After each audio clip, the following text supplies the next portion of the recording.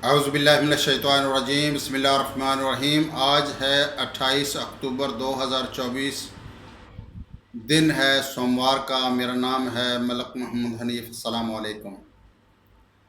ذکر چل رہا ہے حضرت حنظلہ علیہ السلام کا، جو اصحاب رس کے پیغمبر تھے، مبلغ تھے، اللہ پاک کی طرف سے مبعوث کیے گئے تھے۔ ہمیں کیسے پتہ چلا؟ قرآن پاک میں تو اس کا کوئی ذکر ہی نہیں ہے۔ یہ حضرت امام علی رضا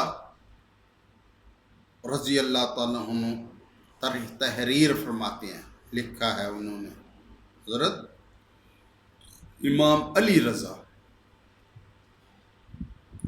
کہ قبیلہ بنی تمیم کا ایک شخص، سردار عمرو اس کا نام تھا، حضرت علی علیہ السلام کے پاس آیا۔ کب آیا؟ ان کی شہادت سے 3 دن پہلے۔ حضرت علی کرم اللہ وجہہ کے شہادت کے 3 دن پہلے عمرو نام کا بندہ جو بنی تمیم کا تھا، حضرت علی کے پاس تشریف لایا، حاضر ہوا۔ اس نے کہا، عرض کیا کہ حضور ہمیں بتائیں، قرآن پاک میں تو 2 جگہ ذکر ہے اصحاب رس کا، ان کی تفصیل کوئی نہیں پتہ، تو آپ ہمیں روشنی ڈالیں اس پہ، اصحاب رس کے بارے میں۔ حضرت علی کرم اللہ وجہ کریم بولے کہ میں تمہارے اس سوال سے خوش ہوا ہوں کہ اس بارے میں آج تک کسی نے سوال نہیں کیا، آپ نے کیا ہے، اور میں آپ کو بتاؤں گا کہ صحاب رس کون تھے۔ اس نے پوچھا تھا کہ صحاب رس کون ہیں، کون تھے، یہ کس علاقے کے رہنے والے تھے، ان کا بادشاہ کون تھا، یہ ان پہ پیغمبر کون سے مبعوث ہوا اللہ پاک کی طرف سے، اور ان پہ پھر عذاب کیسے آیا۔ یہ سوال تھا اس عمرو کا جو بنی تمیم سے آیا تھا حضرت علی علیہ السلام کے پاس۔ تو حضرت علی کرم اللہ وجہہ الکریم بہت خوش ہوئے اور فرمایا، ان اصحاب رس کے بارے میں جو بھی بات کرے گا وہ میرے حوالے سے کرے گا، اس سے پہلے کسی کو نہیں پتا۔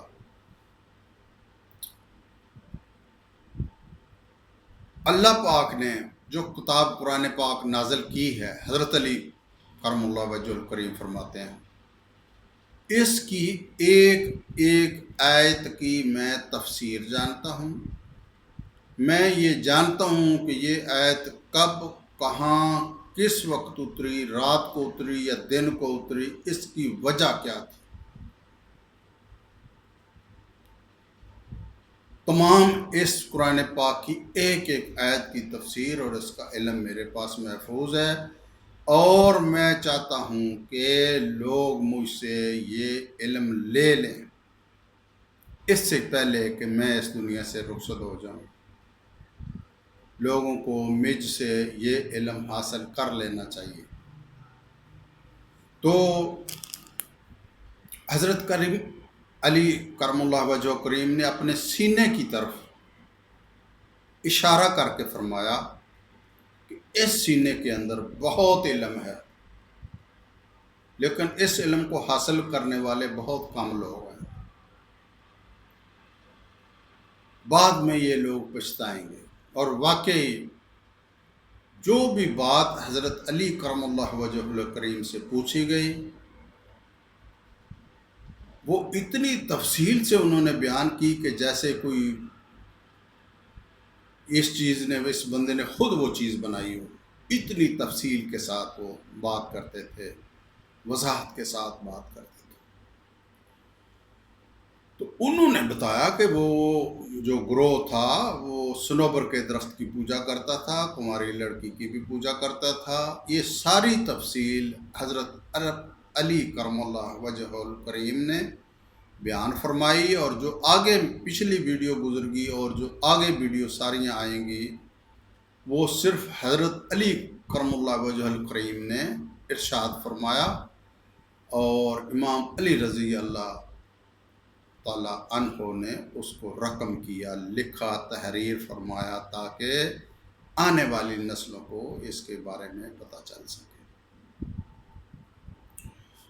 یہ جو آذربائیجان اور آرمینیا کے درمیان علاقہ تھا جس میں یہ اصحاب رس رہتے تھے، رس ان کی ارس ان کی نہر تھی، جو آہستہ آہستہ لوگوں میں ہو گئی، یہ صحاب رس ہیں، وہ ارس والے ہیں۔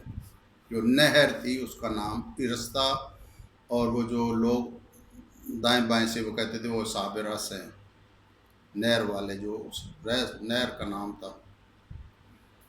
تو یہ جو پیچھے میں پچھلی ویڈیو میں بیان کر چکا ہوں، ان کے 12 شہر آیان، ازروی، بہمن، اسفندار، فرودی، اروی، بہشت، خردار، مردار اور بتر، مہر اور شہر پور، ان کا جو دارالحکومت تھا، ہیڈ کوارٹر تھا، وہ اسفندار تھا۔ بادشاہ جو بیٹھتا تھا وہ اسفندار میں بیٹھتا تھا۔ اسفندار جو بادشاہ تھا اس کا نام تھا ترکوز بن غابور بن بارش بن سازن بن نمرود بن کنعان بادشاہ تھا ان کا، جو ان پہ حکومت کرتا تھا۔ وہ جو شروع میں چشمہ لگا تھا اللہ پاک کی طرف سے حضرت نوح علیہ السلام اور ان کے رفقا کے لیے،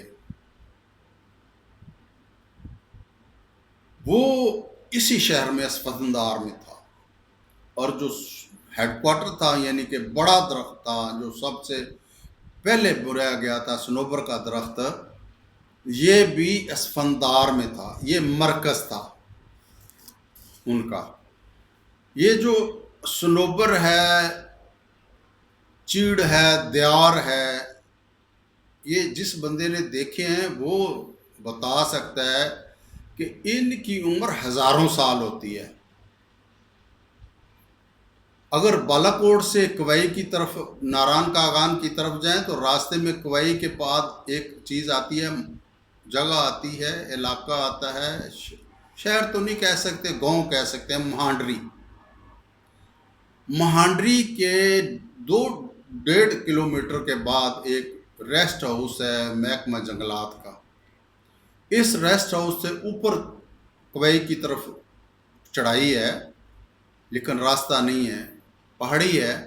تو اس ریسٹ ہاؤس سے تقریباً 200 گز کے بعد چڑھائی کی طرف ایک بہت بڑا درخت ہے چیڑ کا، اس کا لپیٹ ایک کمرے سے بھی بڑا ہے، اور اس پہ تختی لگی ہوئی کہ میں نے پیغمبروں کا زمانہ دیکھا ہے۔ کہتے ہیں کہ وہ 2500 سال پرانا ہے، 2500 سال۔ آج یہ بات ہے 2000 کی، راؤنڈ اباؤٹ 2000 کی، تو آج ہے 28 اکتوبر 2024، 24 سال پہلے کی بات ہے، 25 سال، جب میں نے وہ درخت دیکھا تھا مہانڈری کے قریب۔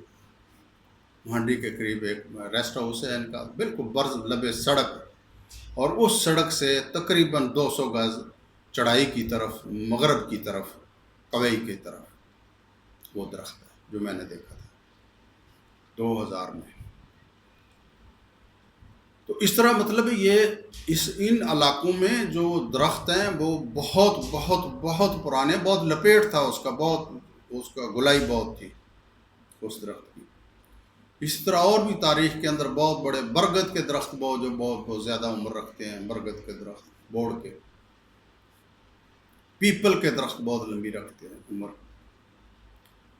تو ان میں یہ صنوبر کا درخت بھی تھا، یہ بہت پرانا تھا، ہزاروں سال پرانا تھا، حضرت نوح علیہ السلام کے دور کا تھا، بہت پرانا تھا۔ اس سے اگلی ویڈیو میں ان کی جو عبادت تھی اس کا طریقہ کار کا متعلق بات کی جائے گا۔ اپنی دعاؤں میں یاد رکھیے گا۔ اللہ حافظ۔ یہ لائک شیئر کر دیا کرو تاکہ سب کو پتہ چل جائے۔